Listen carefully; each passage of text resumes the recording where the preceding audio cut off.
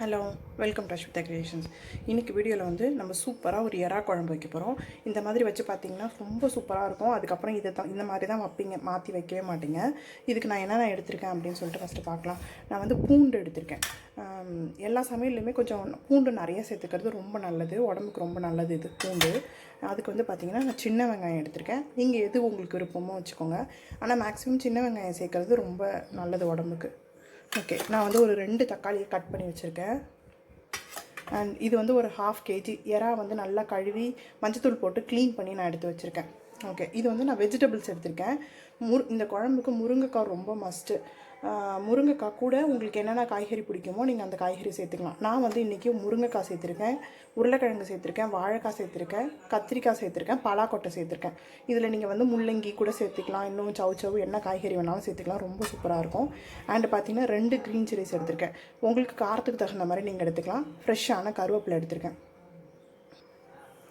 இதில் ஒரு எலுமிச்சம்பழம் அளவுக்கு கொஞ்சம் கூட புளி வந்து நான் சேர்த்துருக்கேன். உங்கள் குழம்புக்கு தகுந்த மாதிரி நீங்கள் வந்து புளியை வந்து ஊற வச்சுக்கோங்க.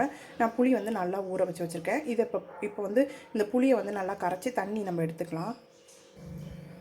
ஒரு அரை மூடி அளவுக்கு தேங்காய் கீனி எடுத்திருக்கேன். இந்த தேங்காய் பால் வந்து இந்த குழம்புக்கு ரொம்ப ஒரு சூப்பரான டேஸ்ட் கொடுக்கும்.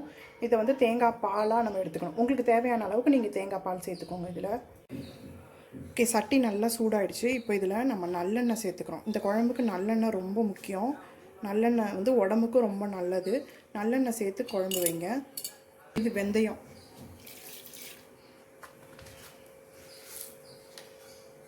கொஞ்சம் சீரகம், இது நல்லா பொரியட்டும்.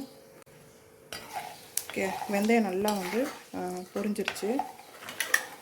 இப்போ இதில் பூண்டு சேர்த்துக்கலாம்.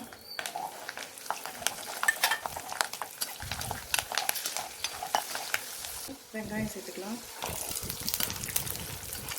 இந்த பூண்டும் வெங்காயமும் நல்லா வதங்கணும். நல்லெண்ணெயில் நல்லா வதங்கும் போது நல்ல சூப்பரான டேஸ்ட் நமக்கு குழம்புல கிடைக்கும். இதை நல்லா வதக்கிக்கலாம்.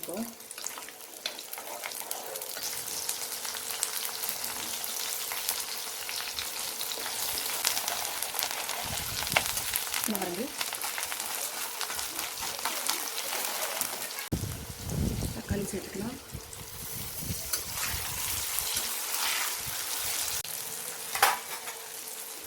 இப்போது காய்கறி போட்டு வதக்கிக்கலாம் நல்லா.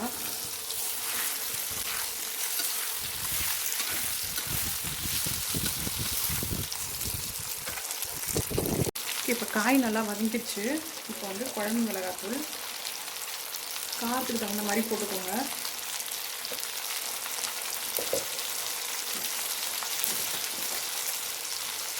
இது மல்லித்தூள்,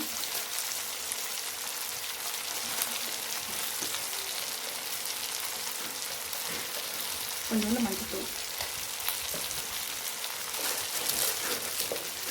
தேவையான அளவு உப்பு. உப்பு கம்மியாக போட்டால் பரவாயில்ல, பார்த்துக்கிட்டு நீங்கள் உப்பு சேர்த்துக்கலாம்.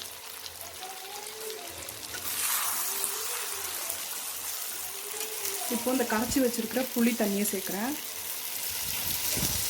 புளியை ஊற வைக்கும் போது அரிசி கழுவின தண்ணியில் ஊற வச்சா இன்னும் நல்லா தான்.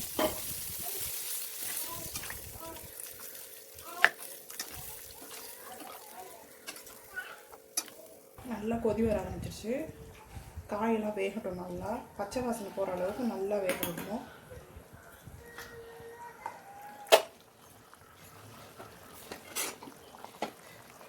காய் நல்லா வெந்துருச்சு. நம்ம மிளகாத்தூள் போட்டோம் இல்லையா, அந்த புளி பச்சை வாசனை மிளகாத்தூள் வாசனை போகணும். இன்னொரு விஷயம் வந்து எறாவை வந்து ஃபஸ்ட்டே போடக்கூடாது. போட்டால் அது ரொம்ப ஓவராக பாயில் ஆகிடுச்சுன்னா வந்து கொஞ்சம் ரப்பர் மாதிரி அந்த மாதிரி ஆகிடும். இப்போ வந்து காய் நல்லா வெந்துருச்சு. இப்போ வந்து நம்ம எறாவை வந்து இதில் ஆட் பண்ணிடலாம்.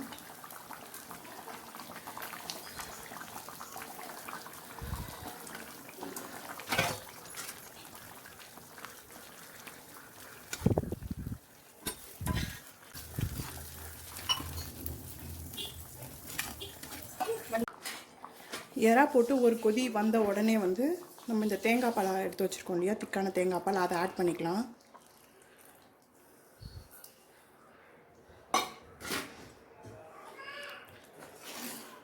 தேங்காய் பால் ஊற்றி ரொம்ப நேரம் கொதி விடக்கூடாது. ஒரு கொதி வந்தோடனே ஆஃப் பண்ணிடணும். இறக்கும்போது வந்து மிளகு சீரகம் ரெண்டும் வந்து இடித்து வச்சுருக்கேன். நீங்கள் வந்து மிக்சியில் போட்டு பொடிச்சு கூட போட்டுக்கலாம். நான் வந்து இடிக்கிறதுல வச்சு இடித்து வச்சுருக்கேன்.